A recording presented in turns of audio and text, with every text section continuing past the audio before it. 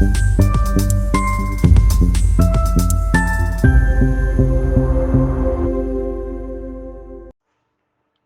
पीर तालुका के गांव अंबापुर में दलित समाज की एक नाबालिग लड़की की संदिग्ध मौत के बाद गांव में भारी रोष का माहौल है। पीड़ित परिवार ने इस घटना को आत्महत्या नहीं बल्कि हत्या और बलात्कार करार देते हुए दोषियों को फांसी की सजा दिलाने की मांग की है।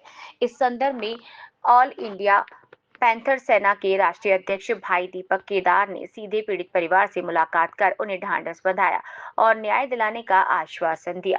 इसके बाद उन्होंने मंगलूर पीर पुलिस स्टेशन पहुंचकर संबंधित अधिकारियों को लिखित निवेदन सौंपा और आरोपियों के खिलाफ सख्त कार्रवाई की मांग की। भाई दीपक केदार का तीखा आरोप है कि ये आत्महत्या नहीं बल्कि हत्या का संगीन मामला है।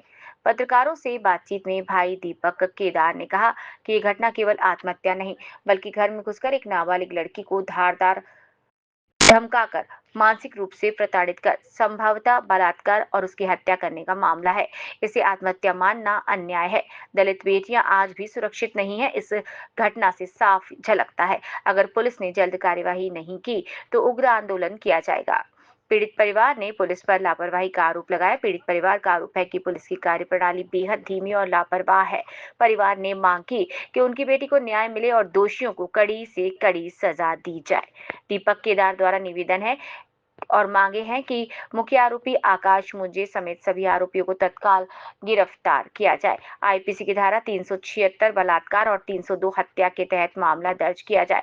आरोपियों की संपत्ति जब्त कर उनके आर्थिक स्रोत बंद किए जाए। पीड़ित परिवार को पुलिस सुरक्षा मुहैया कराई जाए। परिवार को 50 लाख रुपए की आर्थिक मदद और एक शासकीय नौकरी तत्काल दी जाए।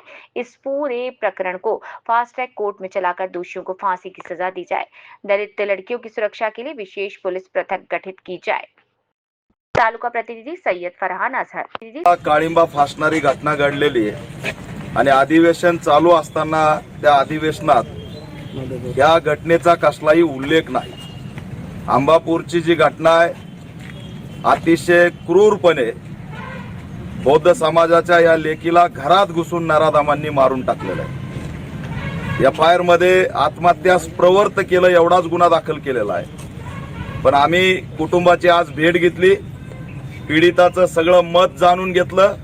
हे उघड आहे की तिचं हत्याकांड झालेलं आहे, तिच्यावरती बलात्कार सामूहिक अत्याचार झालेला आहे आणि गेल्या 8 महिन्यांपासून कधी शेतात कधी घरी अशा पद्धतीने दबाव आणून तिच्यावरती अत्याचार करण्यात आलेला आहे।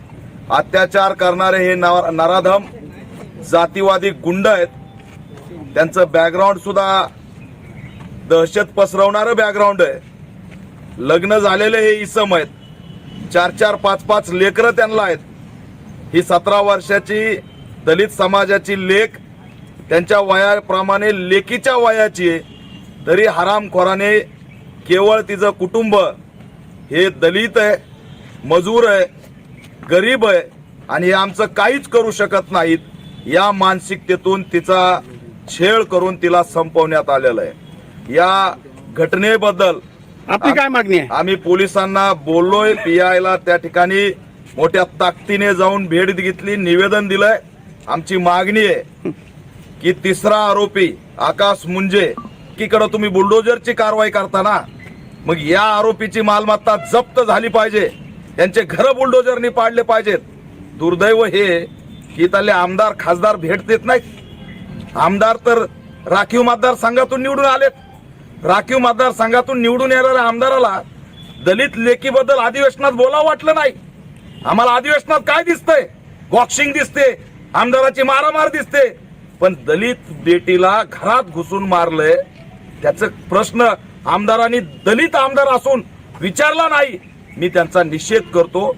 खासदारांनी आम्हाला गोड बोलले, आम्ही बदललो, आमचं हिंदुत्व वेगळं आहे, आम्ही प्रबोधनकार ठाकरेंचे असं म्हणून आमच्याकडून मतदान घेतलं। पण आज दलित बेटी मारल्या जात आहेत तर ते त्यांना भेटत सुद्धा नाहीत आणि कुटुंबाला त्या ठिकाणी न्याय देण्याची भूमिका सुद्धा घेत नाहीत। म्हणून या आरोपींना अटक झाली पाहिजे।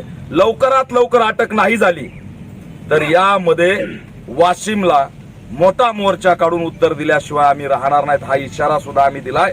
आणि याच्यात पोलिसांची सुद्धा चौकशी करण्यात यावी, कुटुंबाचे काही आक्षेप आहेत ते सुद्धा नोंदवण्यात यावेत। अशा पद्धतीने आज आम्ही या ठिकाणी भेट घेऊन या घटनेला राज्यव्यापी वाचा फोडलेली आहे. दलितांच्या बेटी देशात कुठंच सुरक्षित नाहीत, अशीच घटना बीडला घडली. वैष्णवी हगवण्याचं एक प्रकरण गंभीर आहे. राज्यातली महिला आयोग आणि अनुसूचित जाती जमाती आयोग यांनी सुद्धा दखल घ्यावी.